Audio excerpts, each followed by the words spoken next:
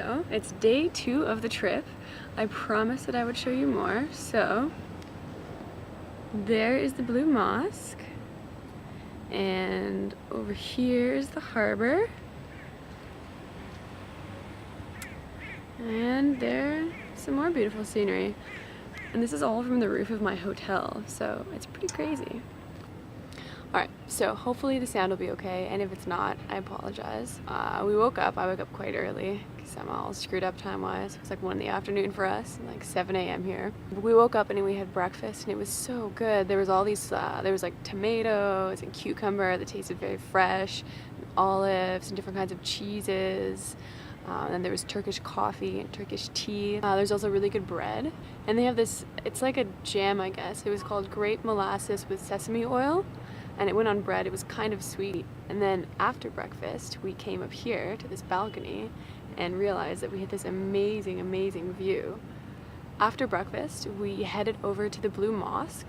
When we got there, we had to take our shoes off, and then once inside, it was beautiful. These gorgeous, gorgeous windows, amazing ceilings. So after we finished there, this gentleman that had come up to us earlier found us again. He also gave us a tour of...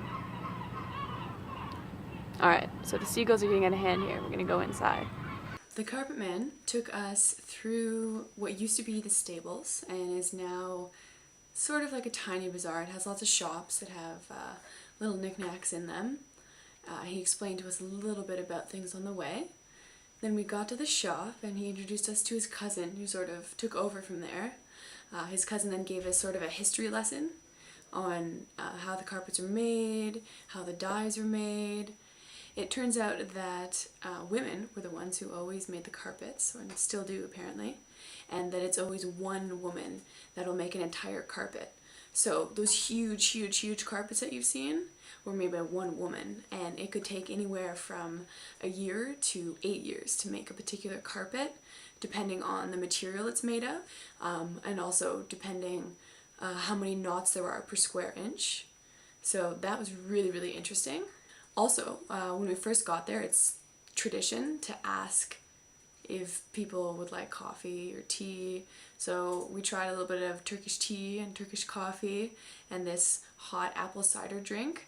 Very, very sweet, but pretty yummy, I have to say. And it was funny, after we had the little history lesson, he's like, "Do you want to see them?" We're like, "Yes, of course." And he goes, "Mohammed." And then this man just like pops out from behind this stack of carpets as if he'd been like hunkering down, hiding there this whole time, or as if he like appeared out of nowhere. And there were just stacks and stacks of carpets everywhere. Rolled up carpets, folded carpets, and they were up these staircases. I went up to the second level where we weren't looking, and it was as if the same room was there. Also, they have these like pretty red, they look like they're almost silk covered benches that you sit on while they're showing you all the different carpets. And they just keep pulling different carpets out and pulling different ones out, throwing them on top of the other ones to see if you'll like this one, to tell you, well, this one's from this region, or this one's made of silk, or things like that.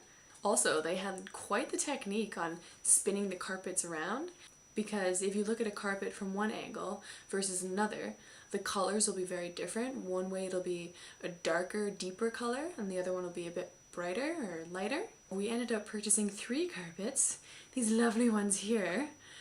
There's a large one, like for a dining room, to go underneath of the dining room table, so your feet are all cozy in it. There's also this one, which is a pomegranate pattern. The pomegranate is also seen, as we were told, to be something of good fortune or good luck or happiness, and we actually saw quite a few of them in a lot of the shops. And then finally there's this last one that comes from a very specific region where most of the carpets have this sort of Noah's Ark theme, so they have animals in all of them. So after we were done there, we went back to the area that used to be the stables to check out the shops there. They had lots of little things. They had tons of evil eye items, whether it be magnets or keychains or bracelets or necklaces. You name it, they had it, and it had evil eyes on it. There were even like animal shapes, which was ridiculous. So you could have a whale that had the evil eye on it, or a giraffe that had the evil eye on it. Each shop we went into, more or less, they'd ask, "Oh, would you like some tea, or would you like some coffee?" One guy was even smoking shisha, and he's like, "Oh, join me." It was tempting, but we were doing things, so there was no time for shisha. There were lots of neat other shops too though. You could get Turkish towels. There were these crazy embroidered boots. They were really, really neat. I don't know what I would wear them with, but they looked very, very nice. They had lots of turquoise and bright pottery. And they even had like the coffee pots that you make the Turkish coffee with. Unfortunately, it was cut slightly short on account of it started raining. I was very stupid and didn't look up what the weather would be like here. And it's sort of the wet season. It's pretty unreliable, as I'm finding out talking to some of the locals. Strangely enough though, as we were leaving, the carpet guy suddenly showed up with 2 umbrellas and was like, "Here, allow me to take you to your hotel." Which is awesome.